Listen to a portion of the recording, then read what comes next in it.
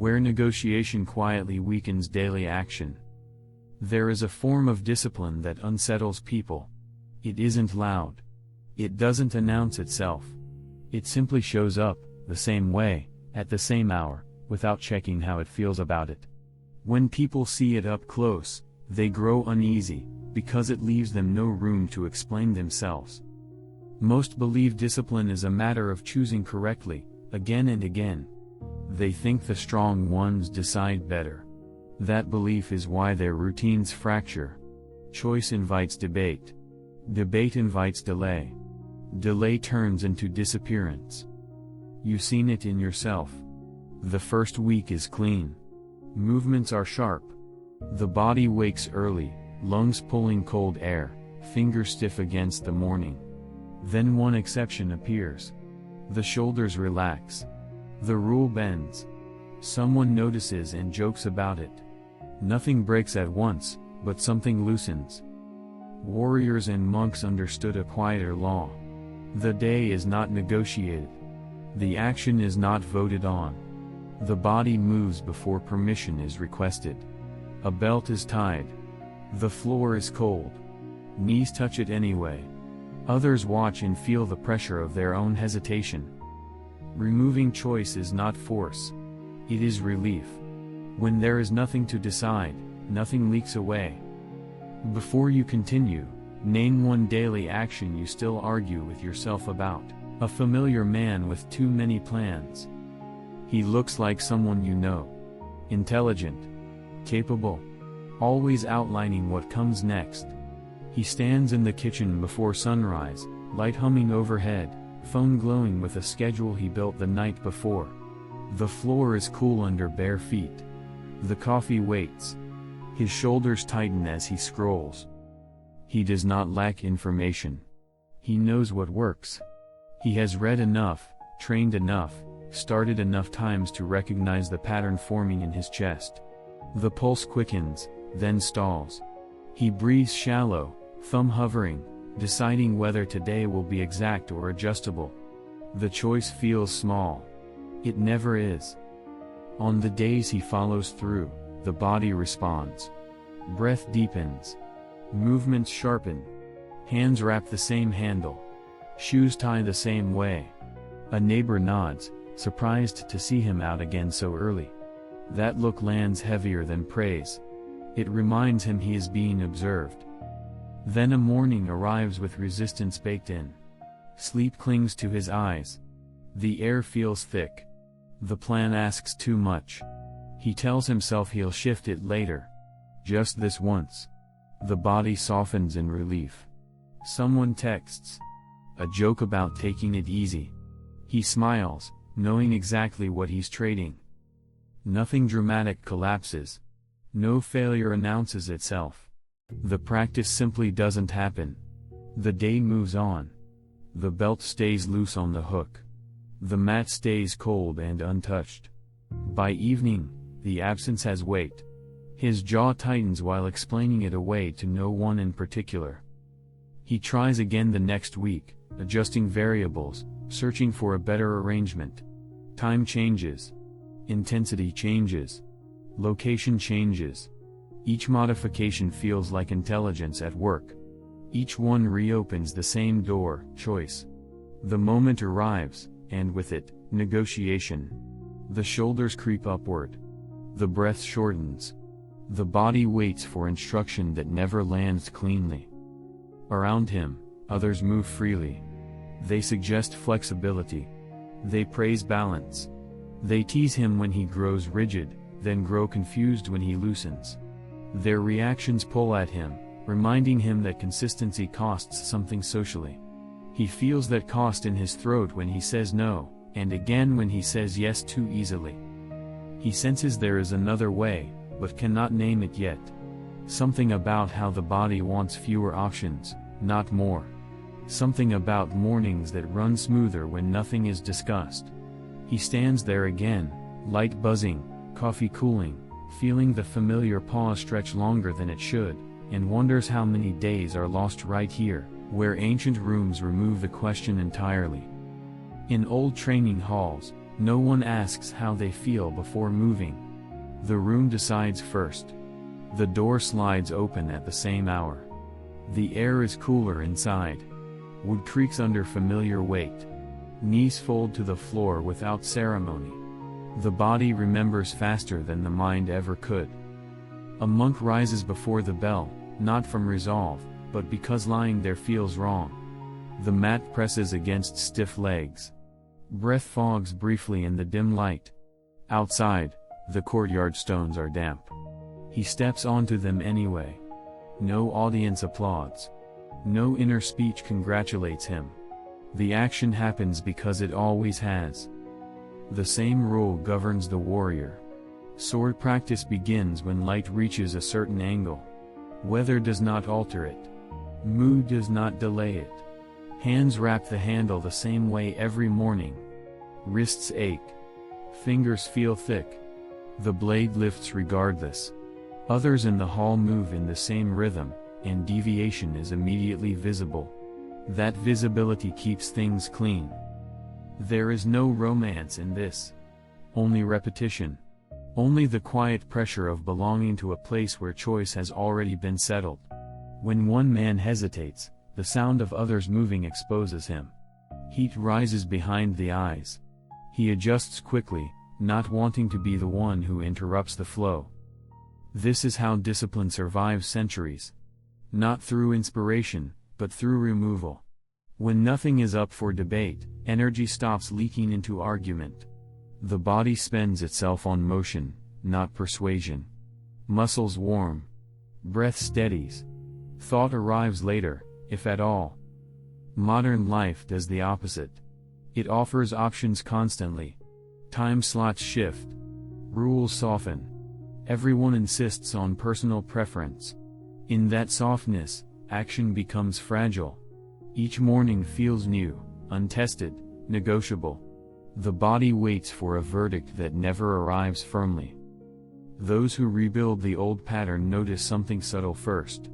Resistance changes shape.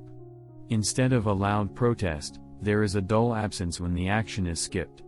A sense of misalignment, like a missing tooth the tongue keeps finding. Friends notice too. They comment on the predictability. Some admire it. Others bristle at it.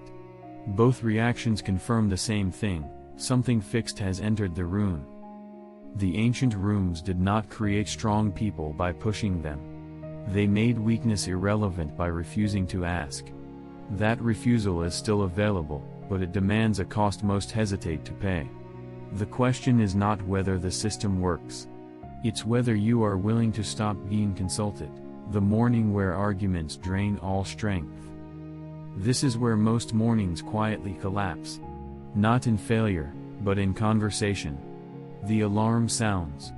Eyes open to gray light. The body knows the sequence, yet the mind arrives first, already bargaining. Shoulders tense. Jaw tightens. The breath catches shallow in the chest as if waiting for permission. Just today. Just this once. The phrases feel harmless. The floor is cold. The room is quiet. The weight of the blanket feels heavier than it should. Somewhere nearby, a clock ticks steadily, indifferent. That sound becomes an opponent. Each second invites another reason to stay still. He sits up halfway, elbows pressing into the mattress, then pauses. The pause is the danger. Blood cools. Muscles soften. The body, once ready, begins to listen. A phone vibrates with a message. Someone laughs about being tired. The social door opens. He steps through without moving. When he does stand, it is slower. Feet meet the floor reluctantly. Knees ache more than yesterday. The mirror shows a face already negotiating. He splashes water anyway. Cold hits the skin. For a moment, clarity returns. Then the mind resumes, suggesting adjustments, compromises, improvements. This internal war is invisible to others. From the outside, nothing appears wrong. He looks calm, normal, functional. Inside, energy bleeds out through explanation. Each argument costs a little heat. Each justification cools the impulse further. By the time a decision is made, there is nothing left to carry it out. The days this happens, movement feels heavier all around. The walk is shorter. The pace dulls. Even conversation drags. Someone asks if he's alright. He shrugs, unsure how to explain a battle that left no marks. The body remembers the missed action before the mind admits it. Contrast arrives on the mornings without discussion. Shoes are on before thought forms. Hands tie laces by habit. Breath deepens naturally. The door opens. Cold air fills the lungs. There is effort, yes, but no friction. No heat wasted on convincing. The body spends itself forward. That difference is the real cost of choice. Not the missed session, but the erosion that follows. Each negotiation trains hesitation. Each exception teaches the body to wait. Over time, readiness dulls. Action requires more force, more noise, more drama. Others sense it and adjust their expectations accordingly. The internal war does not end with victory or defeat. It ends with absence. The absence of motion. The absence of certainty. And once that absence becomes familiar, it no longer feels like a loss. It feels like a pattern settling in. A single path leaves no space to drift. In places where discipline survives, there is only one way forward. Not the best way. Not an optimized way. Just the way. The body learns it early. The hands reach without checking. The feet turn down the same corridor. The mind arrives late and finds nothing to rearrange. Training begins at the same hour. The room smells faintly of wood and old sweat. The air is cool against the throat. A mat waits in its place. Knees touch it before thought forms. There is no inventory of energy levels. No scan for enthusiasm. The action opens itself. This is what collapses modern systems. They pretend to offer freedom, but require constant judgment. Every judgment demands attention. Attention drains the body. In contrast, a single path removes the toll booth entirely. Movement flows because there is nowhere else to go. The ones who adopt this notice resistance change. It does not disappear. It arrives earlier, quieter. A dull ache in the legs. Tight shoulders while tying the belt. Dry mouth as the first breath deepens.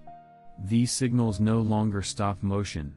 They ride along with it, like weather passing over stone. Social friction sharpens here. Friends ask why you're so rigid. Invitations are framed with warnings, already expecting refusal. Someone jokes that you've turned mechanical. The words land, heat flickering behind the eyes. You nod, finish tying your shoes, and leave anyway. The joke fades. The path remains. Fixed action creates predictability, and predictability unsettles people. They cannot test you with mood. They cannot negotiate timing. When you say no, it is clean. When you say yes, it is rare. That clarity presses on them, exposing how much they improvise themselves. The body begins to trust this arrangement. Pulse steadies faster. Warmth spreads sooner. Even on heavy days, movement finds its depth without persuasion. The absence of choice becomes a relief felt in the chest, a quiet settling that replaces the old churn. There is a cost. Flexibility shrinks. Spontaneity dulls. You feel it when plans collide and there is no internal debate to soften the answer. The jaw sets. The decision is already made. Others react to the firmness, not the reasoning. This is the trade. One path removes drift, but also removes excuses. Once entered, it does not ask whether you are ready. It only asks whether you will step aside or let it carry you forward. Continuity holds when perfection is gone. On days the body is compromised, the rule does not disappear. Fever dulls the edges of the room. Limbs feel heavy, as if wrapped in wet cloth. The mat is still there. Knees touch it briefly. Breath counts shorten. Then the body rises and leaves. Nothing heroic occurred, but the line remains unbroken. This is where many fail quietly. They wait for the right condition to return. Strength, time, clean energy. While waiting, the chain rusts. A single missed link invites another. Soon the ritual feels foreign, as if it belonged to someone else. Those who keep continuity think differently without naming it. When injury appears, intensity drops, not presence. A runner shortens the loop, feet striking softer pavement. A swordsman practices footwork without lifting the blade. A writer places one sentence on the page, fingers stiff, eyes burning. The body registers the signal, we still show up.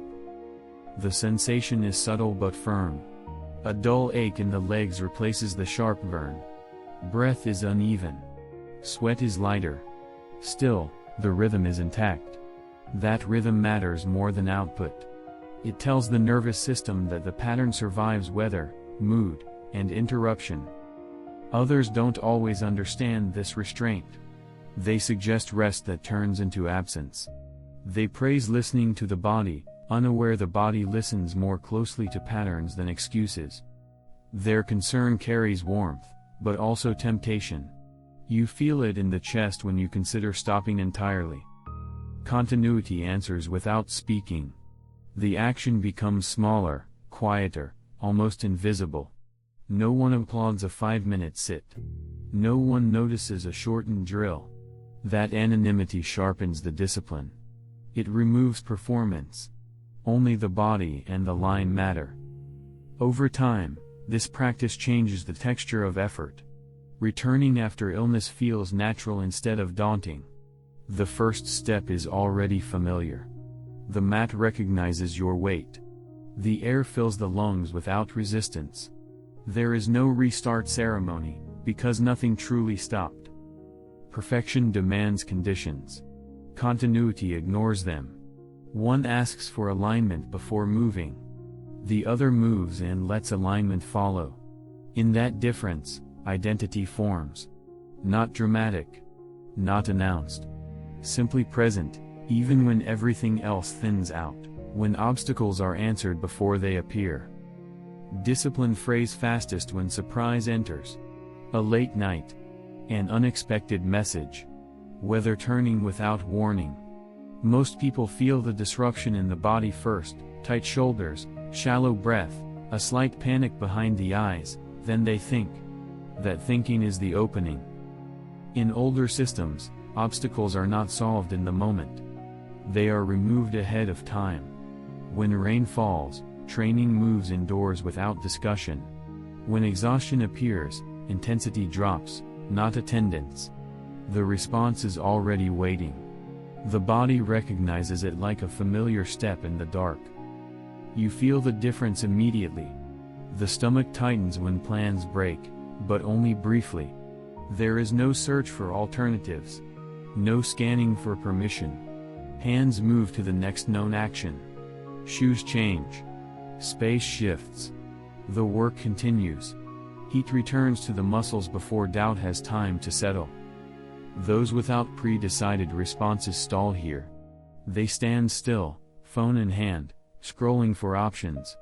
Each option drains more energy. The body cools. The pulse scatters. Someone suggests skipping altogether. The suggestion lands easily because nothing firm is in place to resist it. Pre-decided action feels rigid from the outside. Inside, it feels calm. The nervous system stops bracing for novelty. When disruption arrives, there is a dull acknowledgement instead of alarm. Breath shortens, then steadies. The shoulders drop back into alignment. Movement resumes with less friction than expected. Social pressure intensifies at this stage. Others see you adjust without complaint and feel exposed by their own improvisation. They question your inflexibility. They frame it as concern. You hear it while packing gear, fingers numb from cold, and say little. Explaining would reopen the question. Silence keeps it closed.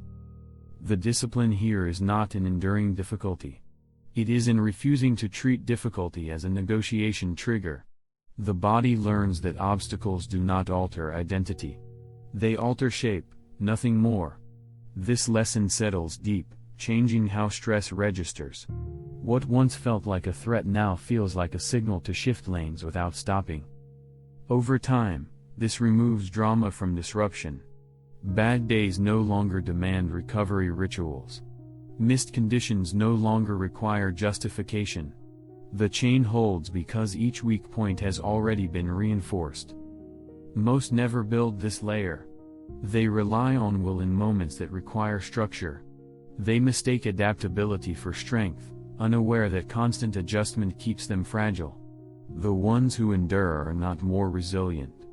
They are simply harder to interrupt, when the body moves before permission exists. At some point, the shift becomes noticeable without announcement. There is no moment of arrival. No internal speech marking progress. One morning, the feet are already on the floor before thought assembles. Cold air enters the lungs. The spine straightens. The body has started without waiting. This is not ease. Muscles still resist. Eyes still burn under dim light. The mat is still cold. But the resistance no longer speaks first. The hands reach automatically. The belt is tied the same way, fingers stiff, pulse steadying. By the time the mind checks in, the action is already underway. Others begin to notice before you do. They comment on your predictability. They stop asking certain questions. Invitations arrive later or not at all. Someone jokes that you've become difficult to schedule. The words carry mild irritation. You hear them while finishing a set, sweat cooling on the skin, and feel no urge to correct the impression. Inside, something quieter has taken hold. The daily action no longer feels like an effort to uphold a standard. It feels like a violation when it doesn't happen. Absence registers in the body as dissonance, tightness in the chest, restlessness in the legs, sleep that comes harder. The discipline has inverted. This is where identity replaces effort. You do not train because it is good for you. You train because not training feels wrong. The same way wearing shoes on the wrong feet feels wrong. The body recognizes order now. It seeks it without instruction. Social friction sharpens here. People test the boundary, half curious, half annoyed. They offer exceptions dressed as kindness. You decline without explanation. The jaw sets briefly. Heat rises behind the eyes. Then it passes. The moment closes cleanly because there is nothing to debate. The cost becomes clearer as well. There is less tolerance for chaos. Less patience for last-minute shifts. You feel it when plans collide and the answer is already determined. The firmness creates distance. Some relationships thin. Others deepen, grounded in respect rather than convenience. The reward is not confidence. It is silence. Fewer internal conversations. Fewer justifications rehearsed in advance. The energy once spent negotiating is available for movement. Breath deepens faster. Recovery shortens. Even rest feels cleaner because it is chosen deliberately, not slipped into. This is the end of choice as a daily feature. Not removed by force, but replaced by pattern. The body now guards the line on its own. Breaking it would require explanation, and explanation feels heavier than action ever did. The day choice no longer asks permission. Discipline is not something you perform each morning. It is something that stands in the room before you wake. When it is real, it does not ask how you slept. It does not listen for enthusiasm. It waits, unmoving, until the body aligns. The unshakable person is not the most intense. It is the one who no longer negotiates. The floor is cold. Knees meet it anyway. Breath is short. It deepens through motion. The day begins without discussion, and that silence is the advantage. This is where identity settles. Not in declarations, but in patterns that feel heavier to break than to keep. When action is removed, The body notices immediately. Restlessness creeps in. Sleep thins. Something feels out of place. Order has become internal. People around you adjust. Some admire the steadiness. Others pull away, unsettled by your lack of flexibility. Both reactions are signs. You are no longer governed by mood, and that exposes how much they are. This path is narrow. It costs comfort and convenience. It reduces options and thins excuses. In return, it gives you back energy, clarity, and a quiet confidence that never needs to speak. Comment your public commitment. No explanation. No context. Just the action,